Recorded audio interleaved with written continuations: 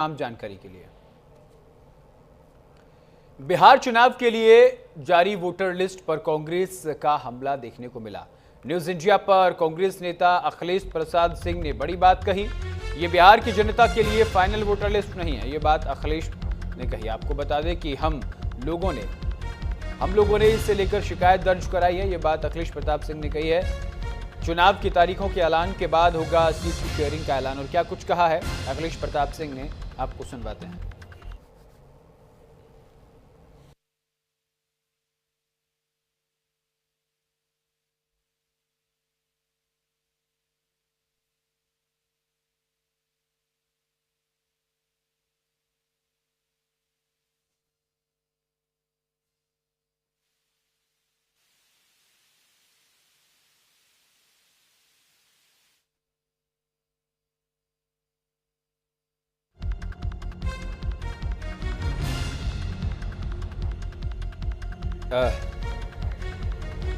बिहार में एसआईआर को लेकर सियासत लगातार जारी है। हालांकि चुनाव आयोग ने अंतिम मतदाता सूची जारी कर दी है, बावजूद इसके बिहार में सियासत थमने का नाम नहीं ले रही है।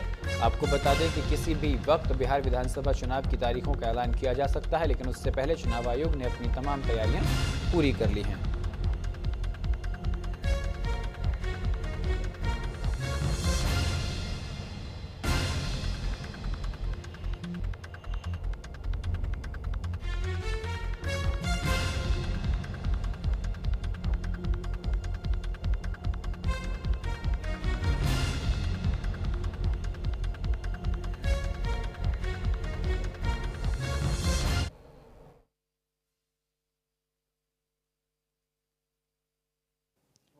कांग्रेस पार्टी के वरिष्ठ नेता और राज्यसभा सांसद अखिलेश प्रसाद सिंह इस वक्त हैं हमारे साथ। सर, बिहार को लेकर एसआईआर के बाद फाइनल वोटर लिस्ट आ गई है, उसको लेकर आप क्या कहना चाहेंगे? बिकॉज एसआईआर की प्रक्रिया पे कांग्रेस पार्टी और ऑपोजिशन ने सवाल भी खड़े किए थे। आप चुनाव आयोग की ओर से एक आखिरी डाटा जो है लिस्ट का, वो जारी कर दिया गया है। नहीं, चुनाव आयोग का आखिरी डाटा वोटर लिस्ट का आ गया, लेकिन ये बिहार के मतदाताओं का आखिरी डाटा नहीं है, आखिरी डेटा नहीं है। प्लस सुप्रीम कोर्ट के लिए ये आखिरी डेटा नहीं है।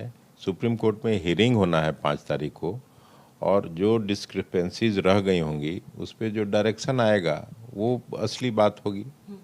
सुप्रीम कोर्ट ने कहा है कि आप पूरा वोटर लिस्ट जारी कर दीजिए, उसके बावजूद हम देखेंगे कि जो अगर गड़बड़ी होगी तो उसको आपको सुधार करना पड़ेगा। सर, मेरा एक और सवाल है, क्योंकि इससे पहले जो वोटर लिस्ट एसआईआर के बाद जारी हुई थी उसमें 65 लाख वोटर्स के नाम डिलीट किए गए थे, डिडक्ट किए गए थे। उसको लेकर अभी तक जो है इलेक्शन कमीशन ने क्लैरिफिकेशन नहीं दिया। सुप्रीम कोर्ट ने लास्ट टाइम भी कहा था चुनाव आयोग को कि जो 65 लाख वोटर्स के नाम काटे गए हैं उनकी जानकारी आपको सार्वजनिक करनी होगी कि आखिरकार क्यों नाम काटे गए। उसको लेकर भी आप लोगों ने सवाल खड़े किए थे। क्या एक बार फिर आप वही सवाल चुनाव आयोग से करेंगे कि जो 65 लाख वोटर्स डिडक्ट किए गए हैं आखिरकार उनका क्या मापदंड है? देखिए, आपने जो बातें कही उसका मैं उत्तर दे चुका हूँ।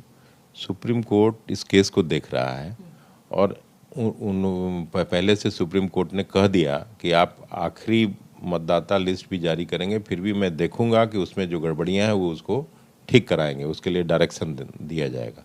तो हम लोग सुप्रीम कोर्ट पर भरोसा रखते हैं। अगर कुछ गड़बड़ियाँ ऐसे, इसका निश्चित उत्तर देने की स्थिति में अभी कोई नहीं होगा, क्योंकि कल लिस्ट जारी हुआ है। हम लोगों के भी वर्कर हैं, हम लोगों के भी नेता हैं जो डिफरेंट 243 कंस्टिट्यूंसीज में काम करते हैं। उनसे लेंगे फीडबैक कि क्या है, कहाँ गड़बड़ी हुई है, क्या गड़बड़ी हुई है। वो जानकारी प्राप्त करके इसका निश्चित उत्तर दिया जा सकेगा। तब तक सुप्रीम कोर्ट का हियरिंग है 5 तारीख को, 4 दिन बाद 4 दिन वेट करना चाहिए।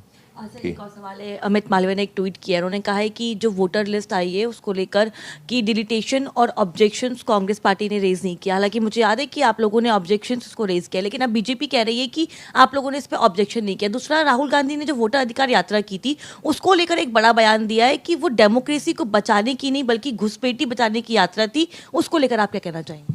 नहीं, बीजेपी के लोग तो कुछ भी बोलते हैं, लेकिन हम लोगों ने प्रेस कॉन्फ्रेंस करके और बताया था कि कांग्रेस पार्टी ने 89 लाख कंप्लेंट्स दिए हैं भिन्न भिन्न जिलों में, और उस पूरा ये पब्लिक स्टेटमेंट है, हम लोगों ने जारी किया था सदाकत आश्रम में। तो ये कौन अमित मालवीय है मैं नहीं जानता हूँ, कुछ भी बिना जानकारी के बोलते हैं। तो वो अपना बीजेपी जाने। सर एक और सवाल है, क्योंकि अब चुनावी तारीखों का ऐलान होने वाला है, कांग्रेस पार्टी ने और इंडिया गठबंधन ने अभी तक सीट शेयरिंग का ऐलान नहीं किया है। दूसरा ये सवाल ये भी है कि आप लोग कब तक सीट शेयरिंग का ऐलान जो है सार्वजनिक तौर पे करेंगे, और कांग्रेस पार्टी इस बार चुनावी मैदान में कितनी सीटों पर चुनाव लड़ने जा रही है?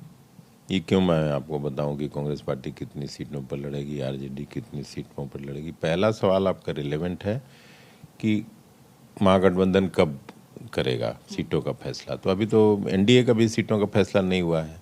तो आप लोग इंतजार कर रहे हैं एनडीए ऐलान करेगा उसके बाद? नहीं कर, हम लोग इलेक्शन कमीशन का इंतजार कर रहे हैं कि कब तिथियों की घोषणा करें, उसके बाद हम लोग घोषणा कर देंगे। ठीक है, बहुत बहुत शुक्रिया आपसे बात करने के लिए। कैमरा पर्सन आकाश के साथ मैं कनिका, न्यूज़ इंडिया, दिल्ली।